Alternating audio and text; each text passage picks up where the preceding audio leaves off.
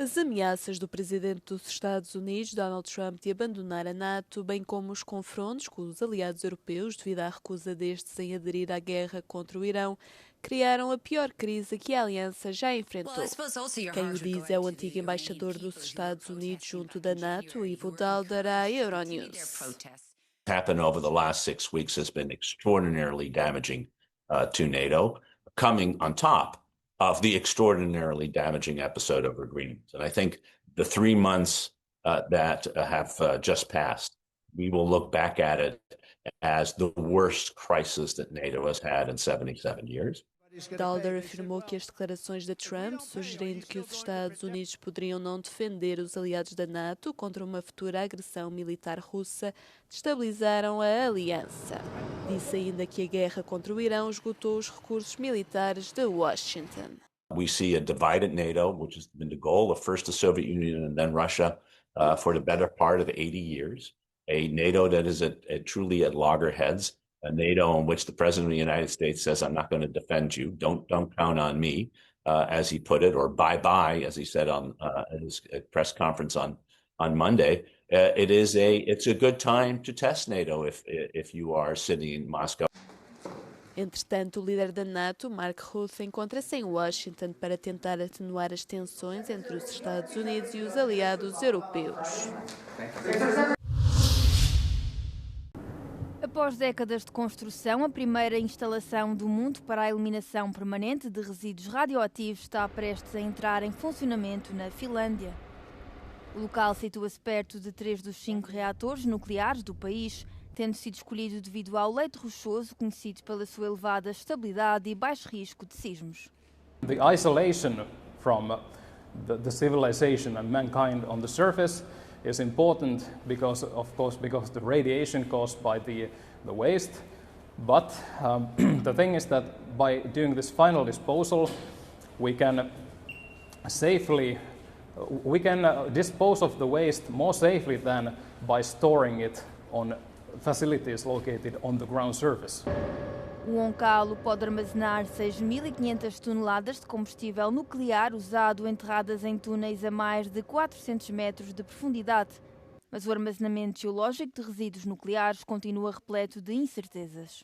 There are still risks. So we have had Chernobyl, we have had Fukushima, and obviously the nuclear waste.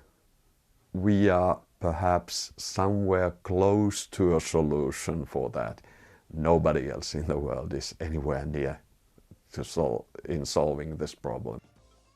Atualmente não existe nenhuma instalação subterrânea permanente para o armazenamento de resíduos nucleares comerciais.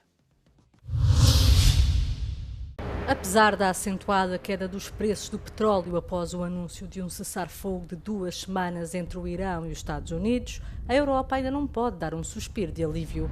À medida que os preços do petróleo continuam a flutuar em função dos acontecimentos em curso, a Agência Internacional de Energia declarou que a guerra no Irão e o encerramento do Estreito de Hormuz causaram a maior perturbação no abastecimento de petróleo de que há memória.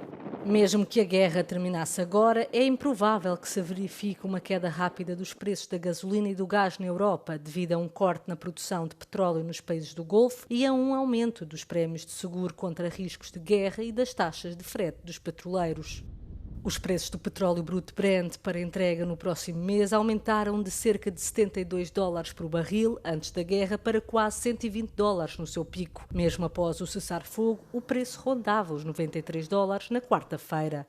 A União Europeia importa cerca de 80% do seu petróleo, segundo o Eurostat. Os Estados Unidos são o seu maior fornecedor, seguidos pela Noruega e pelo Cazaquistão. Para limitar os aumentos de preço, os ministros da Itália, Alemanha, Espanha, Portugal e Áustria pediram à União Europeia um imposto sobre os lucros energéticos extraordinários. O movimento no mercado de Páscoa em Atenas está abaixo do registado em anos anteriores. A queda é explicada pela inflação generalizada que veio a aumentar com a guerra no Médio Oriente. Com a aproximação do domingo de Páscoa e após o pagamento do subsídio aos trabalhadores do setor privado na Quarta-feira Santa, a atividade começa agora a ganhar algum ritmo. Ainda assim, no mercado de carnes de Varvaqueio, os talhantes mostram-se insatisfeitos. Dizem que ano após ano as vendas têm vindo a cair. Νομίζω ότι είναι λίγο λιγότερο από πέρσι και πολύ λιγότερο από πρόπερσι. Ναι, ο λόγος ίσως να είναι ότι οι Έλληνες γίναμε φτωχότεροι, γιατί ακριβήναν τα προϊόντα πολύ. Ένας άλλος λόγος θα μπορούσε να είναι και ο πόλεμος, γιατί υπάρχει στο υποσχέδιο του Έλληνα να κρατάμε πίσω κάποια χρήματα, να ξοδεύουν λιγότερα, μήπως και γίνει κάτι χειρότερο. Γενικότερα υπάρχει μια σχετική ακρίβεια, η οποία όμως δεν είναι πολύ μεγάλη σε σχέση με τις προηγούμενες χρονιές. Γενικότερα όμως λόγω του πολέμου υπάρχει στον κόσμο μια σχετική συγκράτεια στις αγορές του. Δεν μπορώ παραπάνω γιατί έχω μεγάλη οικογένεια, έχω 14 εγγόνια, καταλαβαίνει. Όπως πάει με τη σύνταξη τα δίνουμε. Τα μοιράζουμε στα εγγόνια. Apesar de ligeiro aumento nos últimos dias, o fluxo de clientes continua abaixo do registado em semanas santas anteriores. Não é apenas o cabrito ou o borrego com lugar à mesa. Os ovos vermelhos também mantêm o seu lugar na Páscoa. Muitos compram-nos já prontos e pintados, outros fazem-no como atividade pascal. A vela da Páscoa é um símbolo indispensável, mas as lojas que vendem estes artigos mais exclusivos estão a ver cada vez mais os clientes a olhar, mas não a comprar. Επηρέασε πάρα πολύ στην ψυχολογία των πελατών μας ο πόλεμος. Γιατί η ψυχολογία τους είναι διαφορετική από άλλες φορές. Ερχόντουσαν πιο χαρούμενοι. Τώρα είναι πιο διστακτικοί, λίγο πιο λυπημένοι, αναποφάσιστοι. Com mais ou menos na mesa, os gregos preparam-se para celebrar a ressurreição sem se afastar das tradições ditadas pela Páscoa ortodoxa. A mulher que admitiu ter vendido a Matthew Perry a cetamina que o matou foi condenada a 15 anos de prisão. Jasvin Sangha, conhecida como Rainha da Cetamina, é a terceira arguida a ser condenada entre as 5 pessoas que se declararam culpadas em relação ao caso da overdose do ator de 54 anos, que morreu em 2023. Era a única cujo acordo judicial incluiu o reconhecimento de ter causado a morte de Perry. A mãe do ator, Susan Morrison, e o padrasto, o conhecido jornalista Keith Morrison, estiveram presentes no tribunal. Perry tinha admitido abertamente que lutava contra a dependência há décadas. A investigação do caso revelou uma rede de fornecedores e facilitadores, incluindo médicos, que determinou a morte do ator. A personagem de Chandler Bing, na série Friends da NBC nas décadas 90 e 2000, tornou Matthew Perry numa das maiores estrelas de televisão da sua época.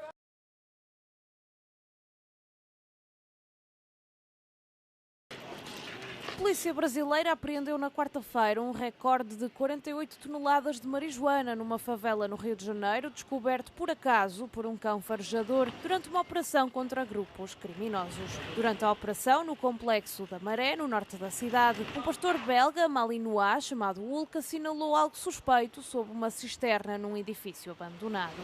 Um agente descobriu no interior um bunker onde toda essa quantidade de drogas estava escondida. Que é a maior apreensão da história do Brasil, né, de drogas, numa área conflagrada, um prejuízo de mais de 50 milhões de reais, né, para a facção criminosa. Em comunicado, a Polícia Militar precisou que foram necessárias 5 horas e dezenas de agentes para retirar a droga, que foi transportada em 4 caminhões. Enquanto retiravam a carga, os agentes foram alvo de disparos por parte de criminosos. Um suspeito armado foi detido. O recorde anterior de apreensão de droga no Brasil remontava a 2021, quando a Polícia Rodoviária tinha interceptado 3,5 toneladas de cannabis no estado de Mato Grosso do Sul. A maré vazia engana na extensão do areal. Na praia de São João da Caparica ainda é possível estender a toalha, mas é preciso estar atento às marés. O avanço do mar e o recuo da linha de costa são notórios. Localizada a cerca de 20 km do centro de Lisboa, esta foi uma das praias do concelho de Almada a ser identificada pela Agência Portuguesa do Ambiente, que fez um levantamento a nível nacional dos impactos das tempestades Ingrid, Joseph, Christine, Leonardo e Marta em infraestruturas, estruturas de proteção costeira, recuo da linha de costa e alterações na morfologia das praias. De acordo com o organismo, entre 20 de janeiro e 19 de fevereiro, esta praia recuou um máximo de 14 metros. Ou seja, onde havia reduna, a duna resistiu e lá está. Onde, assim que acaba a reduna, temos 1,5 metro de fosso, porque a areia foi toda. Perante o recuo das praias e os estragos provocados pelas tempestades no início do ano, o Governo anunciou um plano de investimento na costa portuguesa no valor de 111 milhões de euros, sendo que 15 milhões serão já aplicados em medidas de requalificação da zona costeira antes do início da época balnear. Nas praias urbanas da Costa da Caparica foram prometidos novos enchimentos de areia.